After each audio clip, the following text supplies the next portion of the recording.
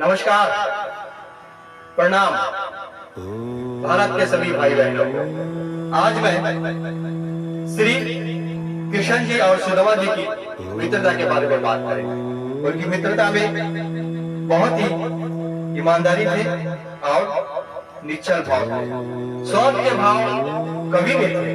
उन लोग एक ही आश्रम में शिक्षा ग्रहण किए थे, लेकिन कभी स्वार्थ के भाव नहीं आए उनके भावनाओं में और उनके मित्रता में। लेकिन आज इस भारत में आप लोग किसी से भी मित्रता करो या कोई काम उनसे निकलवाना है तो ऊपर से तो ऐसा लगते हैं कि आप उनके मित्र हैं, लेकिन जब वो काम हो जाते हैं तो धीरे धीरे मित्रता के साथ को भूल जाते हैं और वैसे पहले जैसे बन जाते हैं। लेकिन इसे मित्रता नहीं बोलते हैं।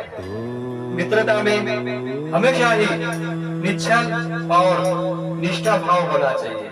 वो भाव भगवान श्री कृष्ण और श्री सुदामा जी के अंदर थे। भले ही भगवान जी उनके भगवान थे, लेकिन सुदामा जी जानते थे कि वो भगवान है और हमारे गुरु भी है। इसलिए वो अपने जीवन का आखिरी भाव भी उनके सेवा में अर्पित किए हैं और हमेशा ही अपने मित्रता के बारे में ख्याल रखे हैं।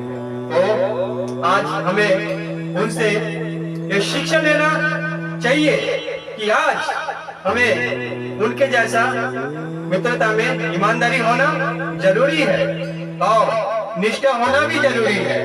लेकिन वो भाव क्या हमारे अंदर है, इस विषय में आप लोग क्या कभी सोचे हैं? क्या हम सारे मनुष्य के साथ वैसा ही ईमानदारी और निष्ठा से मित्रता निभाते हैं? सोचे हैं कभी आप इस विषय में? नहीं सोचे ना। सोचते हैं जब काम आते हैं तो ऐसा लगता है कि नहीं, हमें काम निकालना है तो हमें ईमानदारी से उनके साथ में व्यवहार करना है। क्या सचमुच क्या वो मित्रता निश्चल है, ईमानदारी है? इस विषय में कभी आप लोग अपने मन के अंदर सोचे हैं?